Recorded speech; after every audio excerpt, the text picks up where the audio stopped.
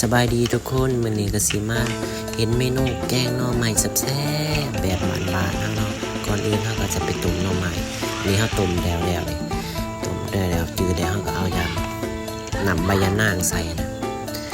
ใส่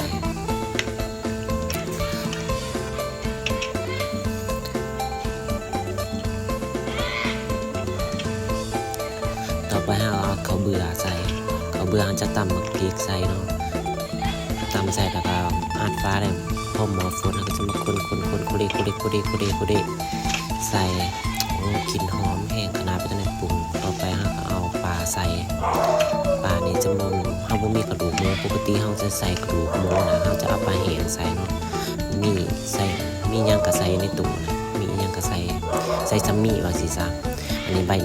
ะนางก็ยังเหลืออยู่ที่ใส่ก็ยานมันบ่เข้มข้นเนาะต่อไปเฮาก็มาเบิ่งพอดีหมอฝนเนาะเอาเกลือใส่ต่อขั้นตอนต่อไปเอาน้ำปลาโอ้ยเค็มเด้ขั้นตอนต่อไปก็เอาผงนัวผงวิเศษใส่เนาะหอมแท้หอมบ่าแกงแบบบานๆมีหยังก็ใส่ตามมีตามเกิดว่าสิซะขั้นตอนต่อไปเราจะมาซีมแล้วพอหมอหอนเราจะมาซีมเบิ่งป้าคือมันเป็นตาแสบแต่พี่น้องมาเดินมากินน้ำกันมากินแกงหน่อไม้แซ่บๆน้ำกันพี่น้องตอนต่อไปเราจะเอาหมักพริกใส่เอาผักใส่เนาะผักนี้มันจะมีผักใบหย่อนบักบวบหย่อนบักลอยแต่ว่าบ่มีบักอื้อเนาะเฮาไหลมาแต่หย่อนบักบวบก็หย่อนบักลอยซ้ำในใจถ้าอยากแซ่บก็ใส่หย่อนบักอื้อใส่อันนั้นใส่หย่อนบักอื้อใส่อันนั้นพุ่นน่ะใส่บักบวบมันสิจ้าต่อไปเฮาก็คนพอพักมันยุบเลยที่จริงแล้วมันอยากได้มาก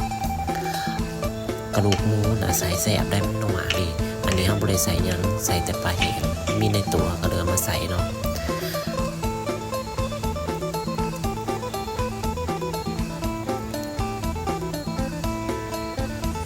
ปลากินหอมแห้งก็ดีโอ้ยว่ามาแล้วหิวข้าวเราจะอัดฟ้าพอให้มันฟดให้พักมันหยุบสัมผักมันหยุบเนี่ยก็พอเนาะต่อไปเราก็จะมาคนเดียวได้เราก็ต่อไปเราจะใส่ผักไข่เน่ซีมเบิง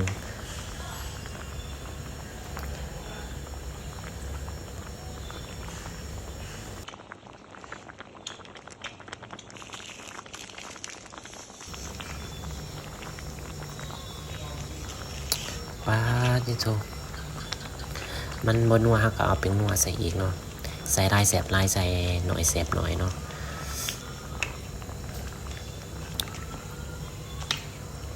เป็นตาแสบบ่บ้านเจ้าแกงแบบนี้บ่สูตรข่อยแกงแบบนี้แหละพี่น้องตามมีตามเกิดที่จริงแล้วมันก็เครื่องมันก็บ่ครบหรอกถ้าอยากให้ครบมันจะเป็นตาแสบกว่านี้เนาะ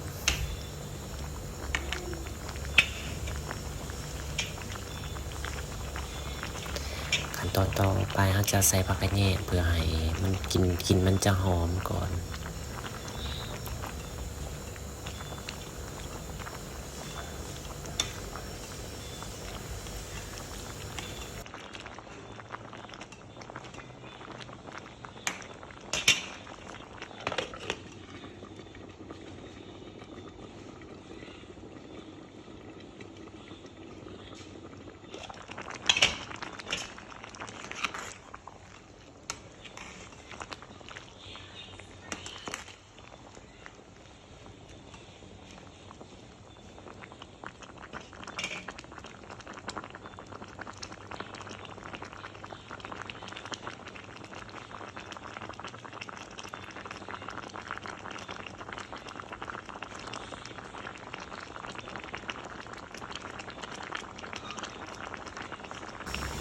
บัดนี้ได้เวลา